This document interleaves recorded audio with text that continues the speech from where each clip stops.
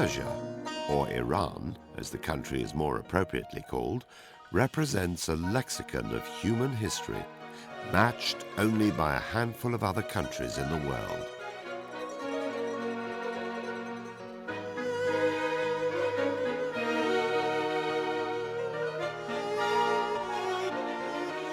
Therefore, it is no surprise that many sites throughout Iran have been named as Common Heritage of Humanity by UNESCO, the United Nations Educational, Scientific and Cultural Organization.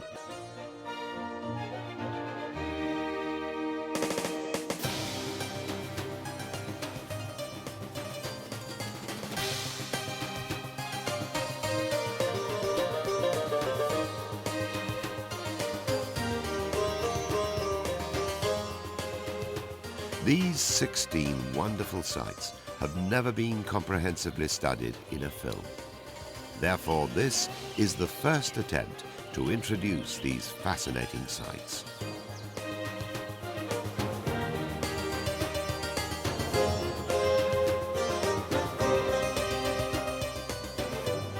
Furthermore, many of them will be graphically reconstructed to reveal their flair and splendor in their heyday.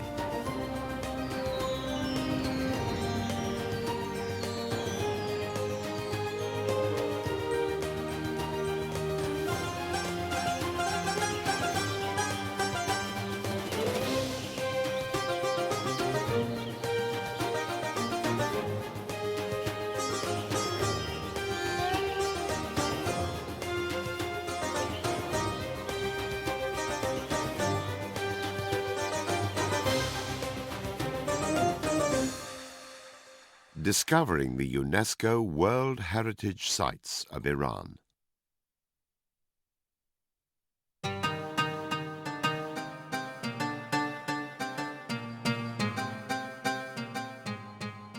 The first region in Iran to develop a recorded history was Iran, in present-day Khuzestan.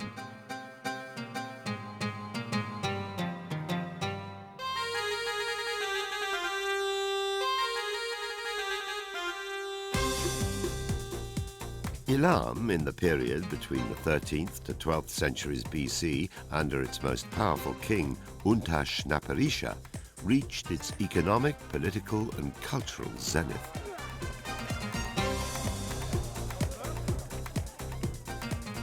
His name is associated with the founding of a holy city with the name of Dur Untash, or, as we might say, Untashberg, the present-day Chogha-Zambil.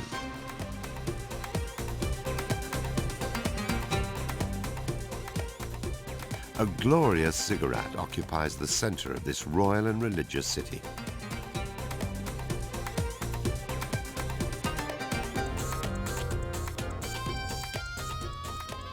The face of this ziggurat is made from baked bricks interspaced with inscribed bricks. It is estimated that in its heyday, its total height, including the temple at the top, was about 53 meters.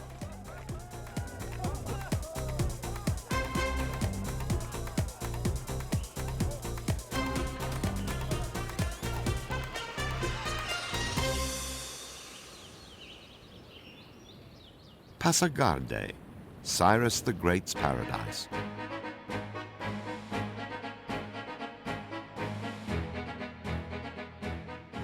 Following the Elamites, and between 550 and 520 BC, the Achaemenid kings of Iran established an empire that stretched from the river Indus to the river Nile, and from the Ural Sea to the Persian Gulf.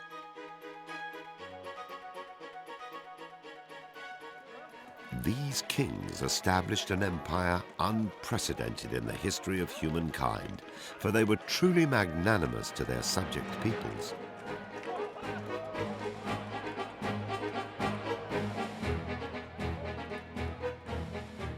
Their first dynastic capital was called Pasargadae, which was founded by Cyrus the Great in the 6th century BC.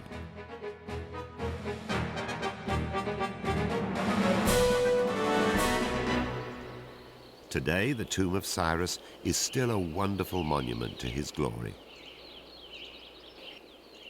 Except for Cyrus's tomb, crumbling ruins are all that remain of Pasargadae.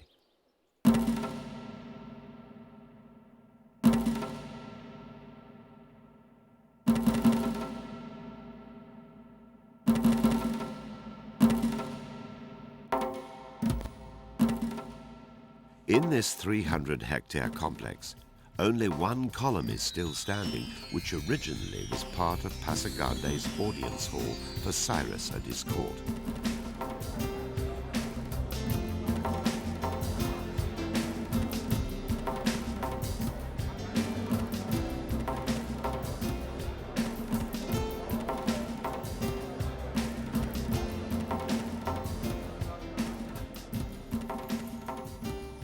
Here in Pasargadae, a lavish and truly spectacular garden scheme known as Paradisa was first introduced.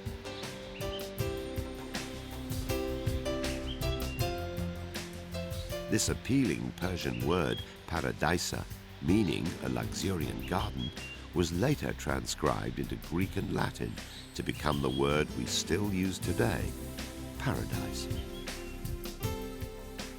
In English, we say paradise. But of course, the root word is Persian, paradisa.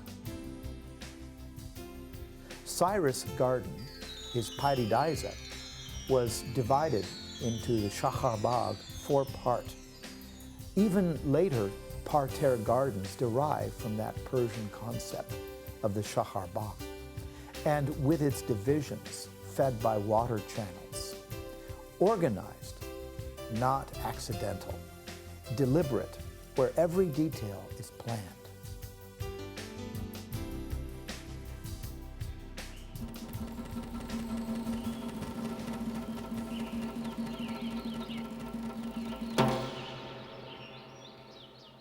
The Persian Garden Promenade.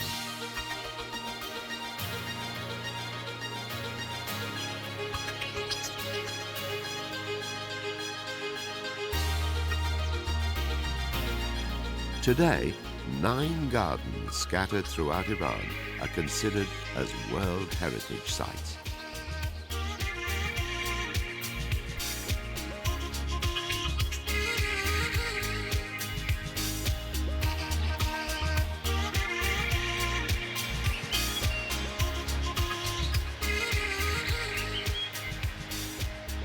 The Persian gardens combine nature with man-made components, not only to delight the eye, but also to enchant the ear and other senses, thus reflecting paradise on earth.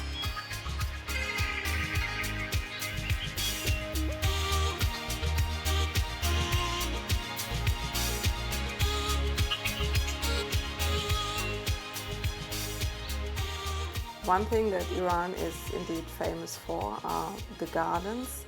This principle that everything is symmetrically arranged and that usually these gardens are not in the very flat plain but are on a slight slope so that the water would run off by itself.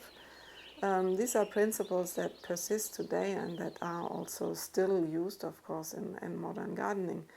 And I think what makes Persian gardens also so very special is the strong contrast that they form with their environment. And I'm thinking especially of the gardens at Mahan that are right in the middle of the desert today. So they really create something like a small, green, cool, quiet paradise within a harsh and rather hostile environment. The artful manipulation and display of water is of prime importance in a Persian garden. In Kashan's Fiin garden, water was supplied ingeniously. An ancient fountain was equipped with a very striking distribution system in order to divert what was needed into the Fiin garden. There, it filled numerous pools and a multitude of fountains before the surplus left the garden to feed other gardens and fields in the vicinity.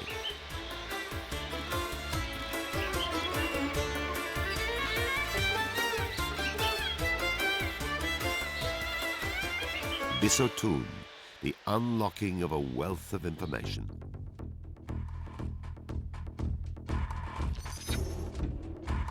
Bisotun is located along the ancient trade route linking the Iranian plateau to Mesopotamia and Europe.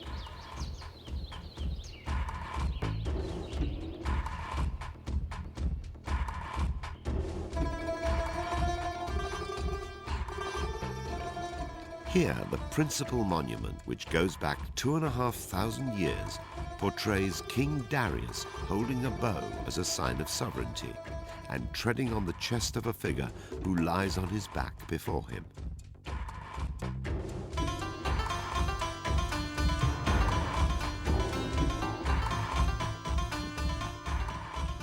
Below and around the bas-reliefs, there are 1,200 lines of inscription telling the story of the battles Darius waged against the governors who attempted to take over the empire founded by Cyrus. The inscription is written in 3 languages. The oldest is Elamite. This is followed by a Babylonian version. The last part of the inscription is particularly important, as it is here that Darius introduced for the first time the Old Persian script.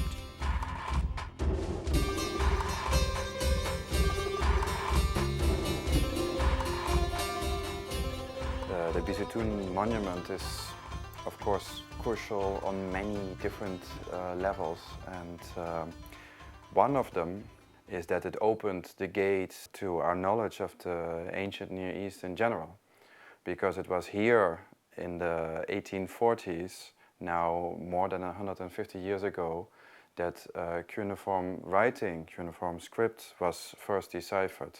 So it really is the gate to knowledge of so many different cultures, also ancient Mesopotamia, also ancient Anatolia and Syria. All the cultures that use this writing were opened for us because of the decipherment of Bisotun by Henry Rawlinson.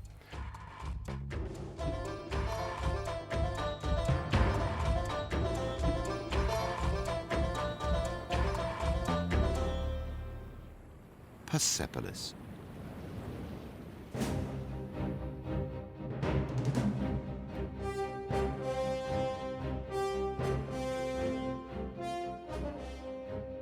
About 2,500 years ago, on the foot of the Mountain of Mercy near Shiraz, in a period of about 50 years, Darius, his son Xerxes, and his grandson, Artaxerxes I, created a ritual and exemplary center, Parsa, or Persepolis, according to the Greeks.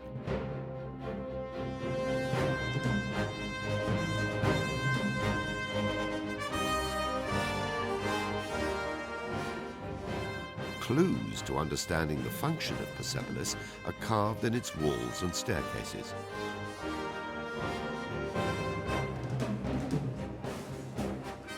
Here, splendid reliefs depict 23 groups of gift bearers from all over the empire, celebrating their highest feasts, who bring their fabulous gifts for the King of Kings.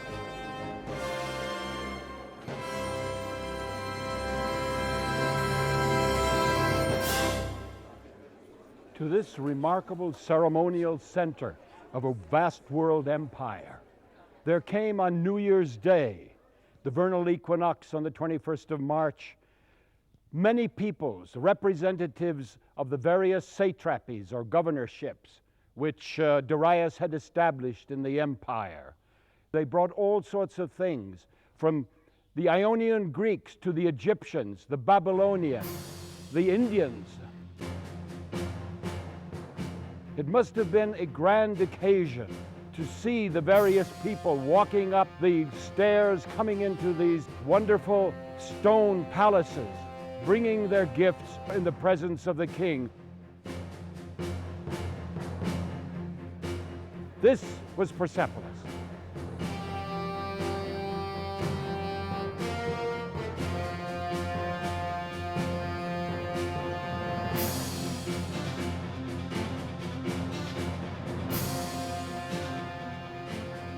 Each of the majestic columns of the main hall, measuring 20 meters high, had a heavy capital shaped in the form of a double-headed bull weighing about 15 tons.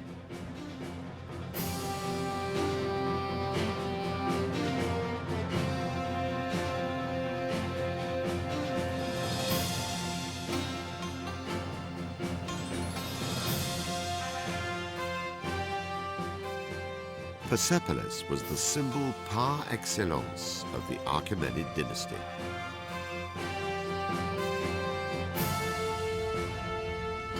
This was perhaps the reason why it was burnt by the Macedonian army of Alexander the Great in 330 BC.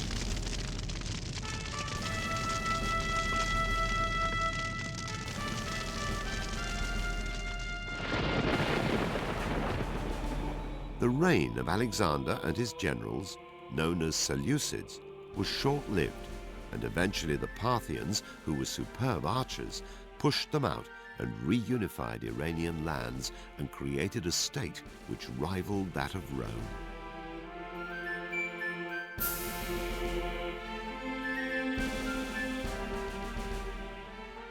In 224 AD, however, the Parthians were vanquished by a Persian prince, Ardashir, who established the Sasanian Empire.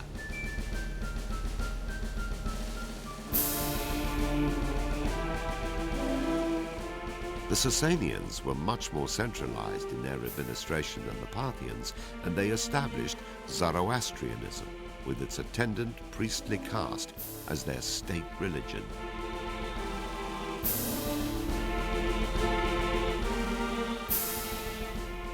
Fire plays an important role in the Zoroastrian rituals. In ancient times, the most important fire temple of the country was erected in a volcanic mountain region in northwestern Iran. Takht-e Solomon. Takht-e Solomon is an outstanding ensemble of royal architecture.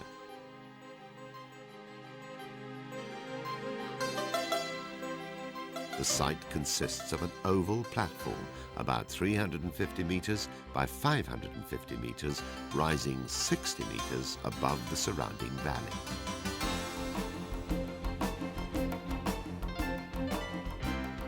It is enclosed by a stone wall 13 meters high, with 38 towers and 2 entrances in the north and south.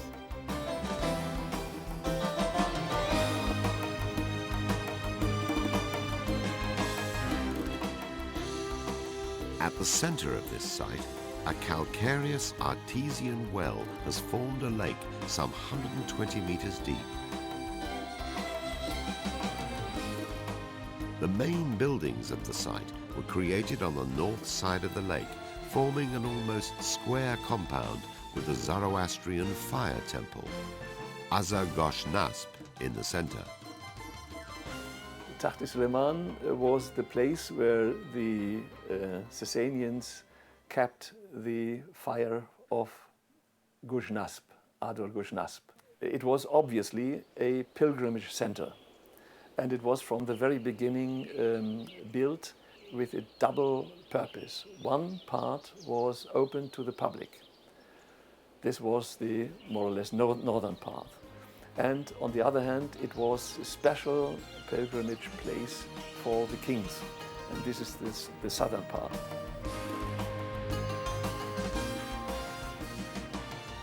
So it is completely clear that there were these two functions for one fire. We have up to now no other fire temple of this layout.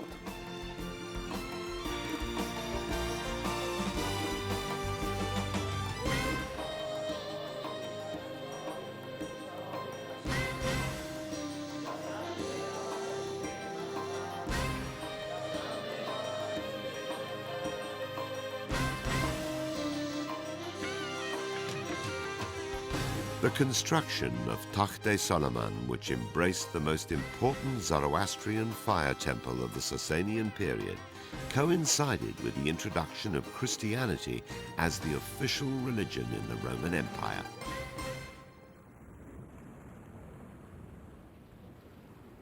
Armenian monastic ensembles of Iran.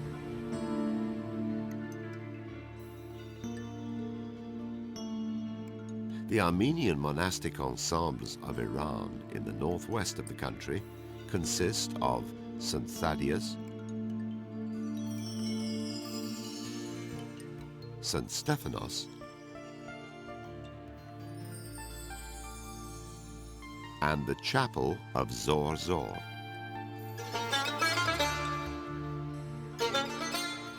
The St. Thaddeus Church, or Kara Kilisa, which dates back to the 7th century, has always been a place of high spiritual value for Christians and other inhabitants of the region. Today, it is still a living place of pilgrimage for the Armenian Church.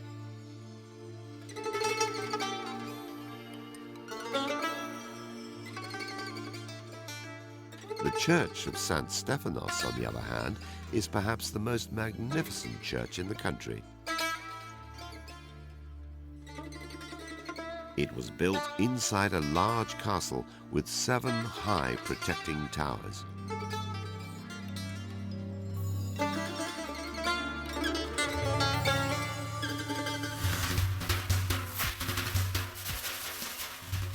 The restoration and conservation of the Armenian monastic ensembles has been a remarkable long-term effort of the Iranian Cultural Heritage Organization. For example, the Chapel of Zor Zor, due to the construction of a modern dam, was carefully moved from its original location to the top of a nearby hill, and then it was reassembled with great concern to retain authenticity.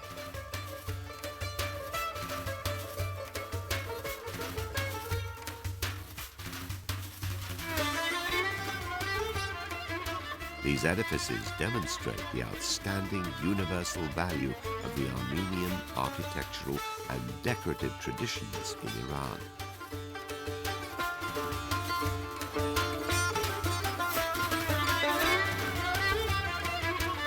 Another striking site, reminiscent of Iranian ingenuity, is found in Shushtar in southwestern Iran. Shushtar Historical Hydraulic System.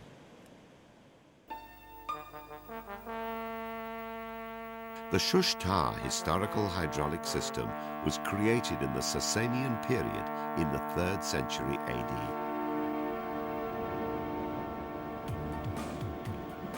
It involved the construction of 2 main diversion canals on the river Karun, one of which, the Gaga Canal, is still in use, providing water to the city of Shushtar via a series of tunnels that supply water to mills.